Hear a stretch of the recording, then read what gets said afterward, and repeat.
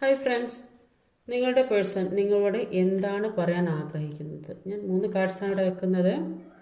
നിങ്ങളുടെ പേഴ്സൺ നിങ്ങളോട് എന്താണ് പറയാൻ ആഗ്രഹിക്കുന്നത്? അപ്പം ഫസ്റ്റ്, സെക്കൻഡ്, തേർഡ് അങ്ങനെ 3 കാർഡ്സാണ് വെച്ചിട്ടുള്ളത്. സെലക്ട് ചെയ്യുക. ഫസ്റ്റ്, സെക്കൻഡ്, തേർഡ് സെലക്ട് ചെയ്യാം. സെലക്ട് ചെയ്തിട്ടുണ്ടാകുമെന്ന് വിചാരിക്കുന്നു. ഇത് ഫസ്റ്റ് കാർഡാണ്. ഫസ്റ്റ് കാർഡ് എടുക്കുകയാണ്. നിങ്ങളുടെ പേഴ്സൺ നിങ്ങളോട് എന്താണ് പറയാൻ ആഗ്രഹിക്കുന്നത്? അപ്പോൾ നിങ്ങളുടെ പേഴ്സൺ നിങ്ങളോട് പറയാൻ ആഗ്രഹിക്കുന്നത് അവർക്ക് ഏതോ ഒരു സാഹചര്യം നിങ്ങളെ കൂടാതെ മറ്റൊരു ചോയ്സ് വന്നിട്ടുള്ളതായിട്ട് കാണുന്നുണ്ട്.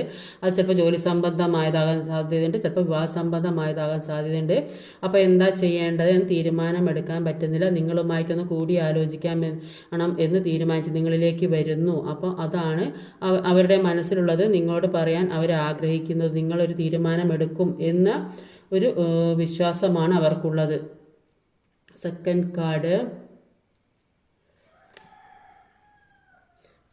കാർഡ് ആ വ്യക്തി നിങ്ങളോട് പറയാൻ ആഗ്രഹിക്കുന്നത് എന്താ വെച്ചാൽ എല്ലാ പ്രശ്നങ്ങൾക്കും ഒരു ജഡ്ജ്മെൻറ്റ് കൂടിയേ തീരൂ. മുന്നോട്ടുള്ള ജീവിതം ഒരു സന്തോഷപ്രദമാകണമെങ്കിൽ എല്ലാത്തിനും ഒരു ജഡ്ജ്മെൻറ്റ് വേണം. അതാണ് അവർ ആഗ്രഹിക്കുന്നത്. ഇത് ചിലപ്പോൾ ഡിവേഴ്സ് ആ ഒരു സിറ്റുവേഷനിൽ നിൽക്കുന്ന വ്യക്തികളാണെങ്കിൽ അപ്പോൾ ഡിവേഴ്സിന് അനുകൂലമായിട്ട് അല്ലെങ്കിൽ ഏത് രീതിയിലായാലും ഒരു ജഡ്ജ്മെൻറ്റ് കിട്ടാൻ ആഗ്രഹിക്കുന്ന വ്യക്തികളാണ്. അപ്പോൾ അത് കിട്ടണമെന്ന് തീരുമാനിക്കുന്നു എന്നാണ് ഇവിടെ കാണാൻ സാധിക്കുക. ആ ജഡ്ജ്മെൻറ്റ് അവർക്ക് വേണം. അതാണ് അവർ പറയാൻ ആഗ്രഹിക്കുന്നത്.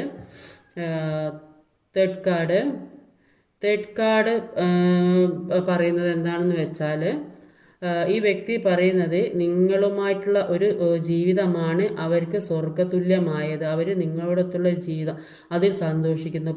നിങ്ങളോടൊത്ത് പല സ്ഥലങ്ങളിൽ കറങ്ങി നടക്കാൻ ആഗ്രഹിക്കുന്നു. നിങ്ങളുടെ കൂടെയുള്ള ജീവിതം എന്ന് പറയുന്നത് അവർക്കൊരു ഫുൾഫിൽമെൻറ്റിൽ എത്തും. അതാണ് അവർ നിങ്ങളോട് പറയാൻ ആഗ്രഹിക്കുന്നത്.